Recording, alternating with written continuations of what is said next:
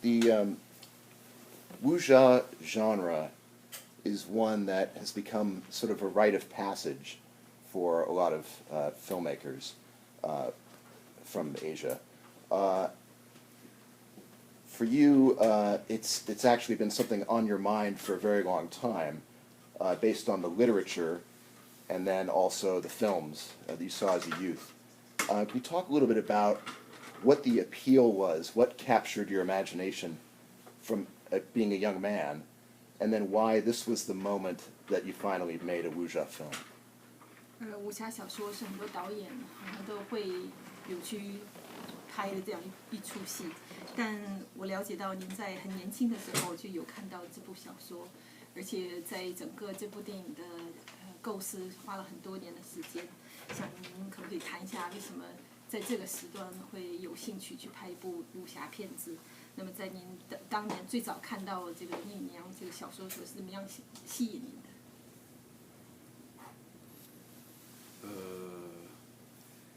其实我是小学的时候，差不多12岁左右吧，跟我哥哥两个几乎把市面上所有的武侠小说看完了。看完了以后就开始看其他的有的没的言情小说、名著怎么全部都看，一直到大学的时候，才看的叫唐人小说。这个唐人小说基本上是历朝都有的一个很短的。非常短的1000字左右的这种传奇小说，就是当时的人写当时，所以我那时候看了聂隐娘这篇之后，我那时候在念大一，我感觉这篇非常有意思，就一直存着，就想有机会，假使万一我从事电影的话，因为我那时候大一是念电影嘛，然后毕业之后呢，其实你也知道，就是没那么容易所以要进入电影圈，我最早的一个剧本其实也是跟唐朝有关的，是别人导演，然后一直到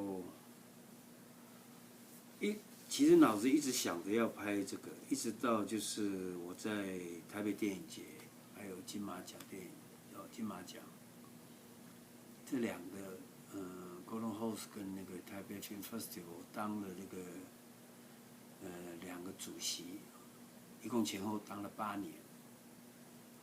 这期间我就会想，我假使当完了再不拍，不知道到什么时候才会拍。所以我在当主席的期间就开始想拍这个片子。When I was very young, like 12 years old, my brother and we read all the wuxia novels at the time. And after that, we moved on to other famous Chinese novels and so on. I read a great deal, but not till college time I started reading Tang Dynasty, legendary novels. Those are fairly short stories, about 1,000 words long, and often talks about knights or other legends. So during my first year in college, I was attracted to Ye Yinyang's story. But then after graduation, I thought if I have chance to get into film industry, sooner or later I'm going to make this film. My first screenplay was actually related to a Tang Dynasty story. Then, as you know, I was a chairman for Taipei Film Festival as well as Golden Horse Awards for about 8 years. So during that time, I started thinking, once I'm done with this position, I'm going to make another film, and I think it's time to create Ye Yinyang. So how did you approach bringing the 9th century back to life? It requires a great level of craftsmanship, and I wonder, did your team learn what they needed to learn, or did you require specialists to create the sets and the costumes and so on and so forth? 那您想请问一下，怎么样可以把这个9世纪的唐代的这种画面带到现在的荧幕中？是用什么样的手法？是您就是一般剧组的人都可以做到，还是特别请了一些专家来咨询才做到这个方案？其实我跟我的美术我的美术其实我们合作很久了，这是一个。第二个就是唐朝的资料，你要找专家还真难，所以你就可以去找资料，各种资料。它其实有些画，因为唐朝很兴盛，所以文字上的资料特别多，所以找了大概厘清了，然后找到你要的，然后讨论完了，他们就开始做了。其实并不难。那唯一比较特别，就是唐朝是因为非常像非常兴盛的一个朝代，尤其是它的丝织品是非常非常丰富，丝绸这方面。因为在唐人小说里面有很多这种记录，包括有说到蚕农，就养蚕的这个农家，有一家是蚕死了，这个还是犯法的，官员会来查的，类似这样，你就知道大概，而且他们的生活形式啊，比如说听到电影里面那个很重的鼓声啊，鼓声就是晨鼓3000级，早上要叫醒所有城市里面的人，就是这个城的人，要打3000，木鼓500。然后你假使是木鼓打了500之后，你要各自回家，你不是各自回家，就里跟里之间就不能通了。里是一个区域啊，里跟区域之间，它门会关起来不让你通。里面你在区域里面可以很晚。像这些都是从唐人小说里面很多细节了解的。然后他因为这篇小说又有一个历史背景。非常清楚他是什么皇帝，他是什么时期，是在藩镇割据的时候，然后这个藩镇的来源，整个其实都有资料，所以其实还蛮方便的，我感觉，并不太难。The set designer I worked with, I've been with her for a very long time. To look for people who know about Tang Dynasty is hard, but to look for documents about Tang Dynasty wasn't too hard. So we were able to find a large quantity of material, literature, paintings. As you know, Tang Dynasty was a flourishing dynasty in Chinese history. Silk, for example, was very popular. We also found little details in the research we've done. For instance, there were silkworm farmers, and if their silkworm dies, they'll get arrested by the officials. The villages or counties, they have a drummer. So in the morning, they must hit the drum 3,000 times to indicate that this is time everybody rise and go to the farm. And the nighttime, 500 beats. Then once that sound, the drum is hit, then within the county, you can move around. But between the county, it's been closed. So there's a very specific details we were able to capture from the literature that we researched, and that makes it fairly doable. So we collect the clues and details that we needed, then we apply to the set. What role do you play in preparing the actors for your style of shooting, since it doesn't include rehearsal or really that much maybe hands-on direction of the actors? 那么您是怎样指导演员在拍戏？因为我们知道您不会走戏，但那是怎么样可以让演员做到您想要他们表演的这种水平？其实你当初在写剧本就想到演员了啊，而且主要是对演员的熟悉，你知道他们可以做到什么程度，所以你写完剧本他们看了。然后我之前也给他们看很多资料，所以我的方式就是，因为我知道他们有能力，因为跟他们合作过，所以我直接给他们看完资料以后，他们自己要准备，自己要进入。因为我不喜欢rehearsal就是有时候会rehearsal到一个程度，它很僵化，你知道，然后以为那就是最好的，所以我喜欢他们自己能够表达，然后在一个 situation 里面，他们能够自己掌控，这样的话就我在旁边看就感觉不错，而且每一次的状态都会不一样，人家是就像 beginning， 然后但是 anew， 重新开始这样。这样对他们比较有意思。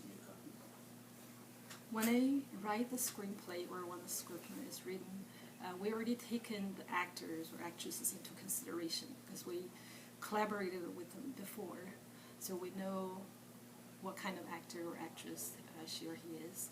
And then once the screenplay is done, they'll read the screenplay and they understand. I encourage them to get into the role themselves. I provide a large quantity of literature that's related to this movie for them to read and digest, so they could express themselves, come from within. I feel that's much more natural. I don't like rehearsals because then I feel I'm forcing something onto the people. This is their role, and they should find the way themselves. Because of your use of long shots, I've read that sometimes you may even disappear from view for the actors, and I wonder if it's ever a source of frustration for them. Do they ever ask for more feedback, or also, how do you refine a performance if it's not achieving the desired reality? 那么我知道您很喜欢用长镜头，有的时候可能拍着您自己会去躲起来，让演员看不到你，让他们自己在表演。那在这种情况下，会不会有时候演员会不知所措，因为导演不在场？另外呢，如果说像这种情况下拍下来，如果您不大满意的话，怎么样可以修改或者提高，让他们做得更好？没有，通常演员假使还看到我在哪，他就不必演，早就 fire 了，不可能知道我在哪里。然后通常我都是在摄影机后面，我也不看 monitor， 我直接看他们。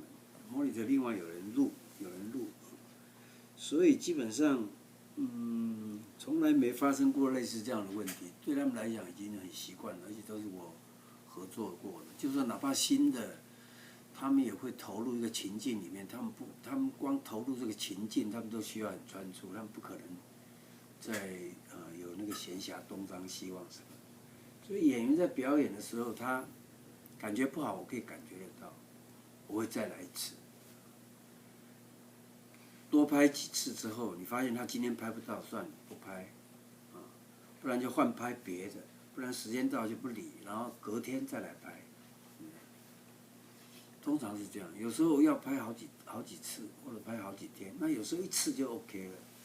这个是完全看演员的当时他的状态。I usually stand behind the camera. I don't look at the monitor. I just look at the actors and actresses. When they get into the roles, they're quite focused. So where I am is not the concern of theirs. But usually when the actor doesn't get to or achieve what we wanted to, the person knows.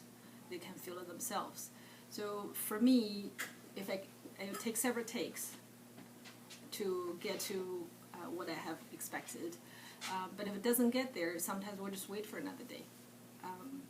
Or we'll do it several times. It really depends what the situation is to see if the actor get into the mood, get into the role on that particular situation.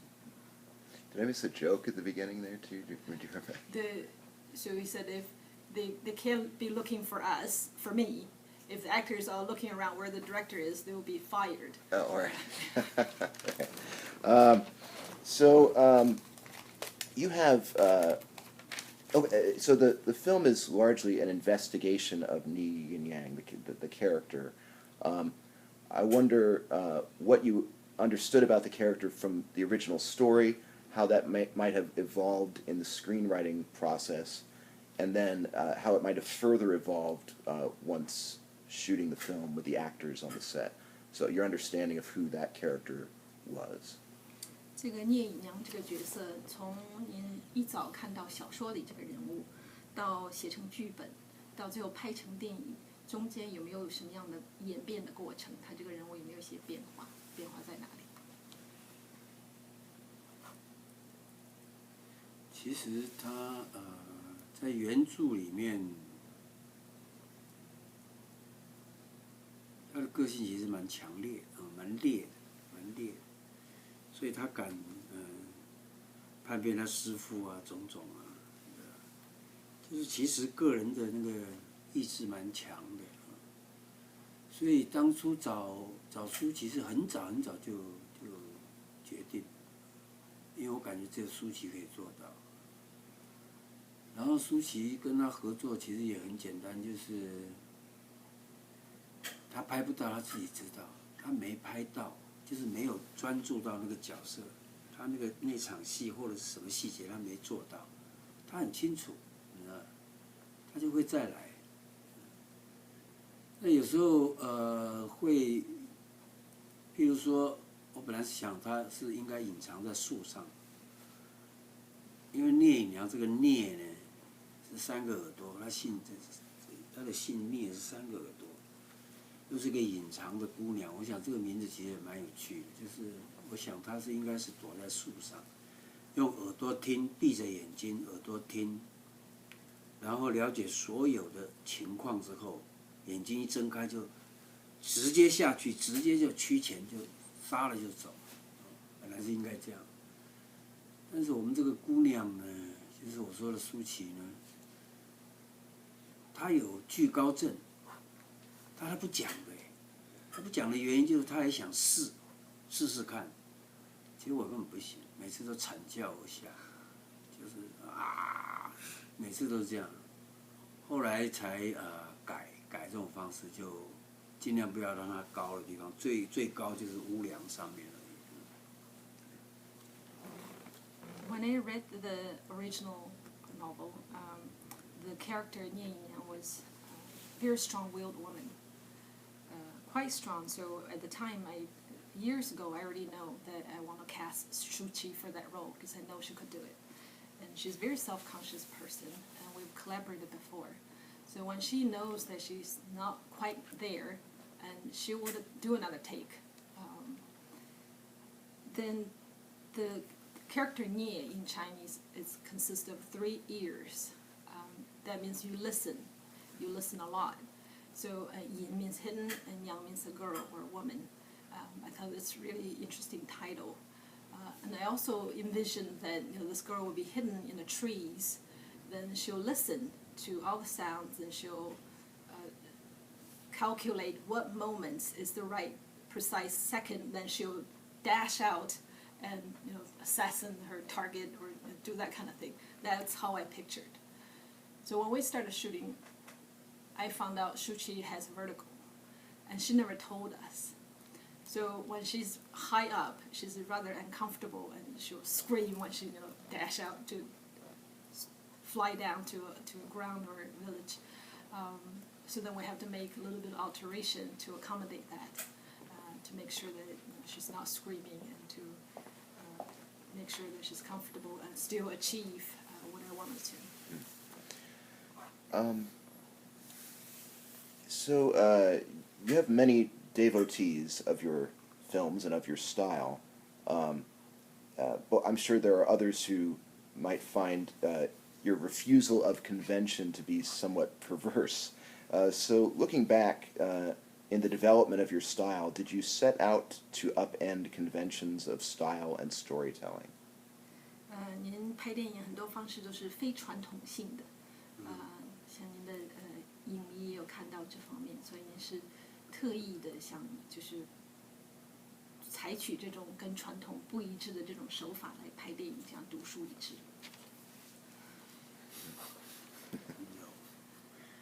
因为我感觉传统那种拍法，对所谓用影像来表达这件事情，其实是太简单了，你知道吗？因为你用影像表达嘛，你用影像表达为什么要跟这个戏剧一样，就是一个笑容、一个惊讶或者一段什么恐怖，用拍他们的表情。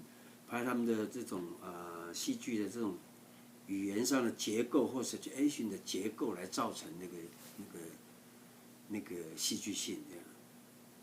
其实不是，你影像本身有一个能力的，你知道，就像使用文字一样。我们用文字书写，其实是你表面有一个叙事的一个轨迹跟能力，但是它背后其实还隐藏了很多东西，它不是那么直接的，文字不是那么直接的。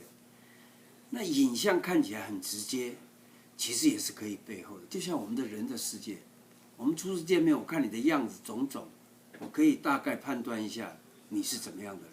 人家有经验的话，你懂我意思吗？所以它不是什么都那么白的披露的，你知道，那就是降低了人的这种人对现实世界的一个他们真正的观察的这种惯性，或者是他们的能力，降低了他们的能力，所以变得很简单。那很简单有个好处就是大家都看得懂，但是你基本上就像我刚刚讲，你已经放弃了影像这个表达形式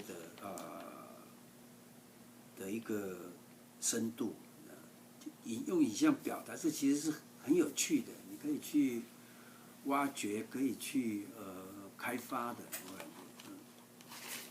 The traditional picture making is very simple. Just like theaters, you use a smile, a shock, or terror expression to describe what you're trying to describe. In literature, for example, it's not so straightforward.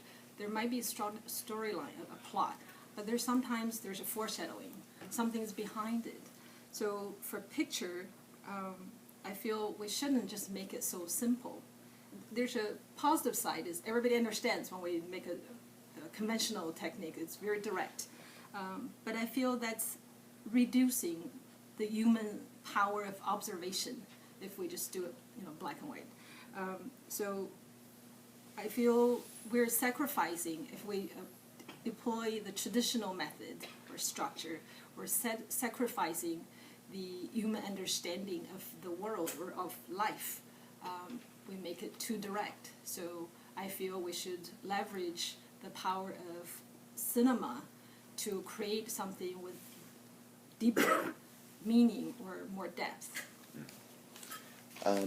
Lastly, because I'm almost out of time, is it possible to say in hindsight which of your films comes closest to capturing the essence of your own personality and philosophy? 那想问您拍的这么多部片子里面，哪一部最可以反映您个人的理念，和您对人生的看法？其实每一部片都隐藏的内容都差不多，因为我是侯孝贤就是侯孝贤了，所以大概是这样吧，也是逃不掉的。它有一个 limit 有个一贯性，但也有一个 limit， 这是逃不掉的。I feel every film carries out the Hou Hsiao-Hsien style, and I can't hide it. It's my production, it's my work. It reflects who I am. All right, well, it's been a great pleasure talking to you. Thank you very much. Thank you. I wish we had more time. Thank you. 希望能有更多的时间跟您采访。